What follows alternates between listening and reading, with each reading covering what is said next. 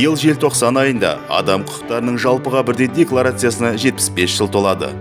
Декларацияны Біріккен ұлттар ұйымының бас ассамблеясы 1948 жылғы 10 желтоқсанда қабылдады. Адам құқықтары мен бостандықтарының мызғымастығын жариялаған мемлекеттер осы құжаттың қағидаттарын нық ұстануға міндетті. Тәуелсіз Қазақстан Біріккен ұлттар ұйымына 1992 жылғы 2 наурызда қосылып, жалпыға бірдей декларацияны орындауға міндеттенді.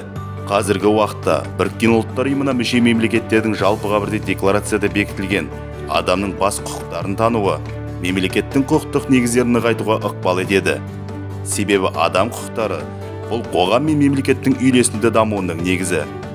Қазақстан Республикасында заң мен құқықтың үстемдігіне, мемлекеттің халықаралық шарттық және өзге де міндеттемелерін орындау контекстінде адамның құқықтары мен бостандықтарын мүлтіксіз сақтауға ерекше мән берілген. Қазақстан Республикасы Жоғары сотының жанындағы сот төрелік академиясы 2019 жылдан бастап жыл сайын осы айтулы күнге орай форум өткізеді.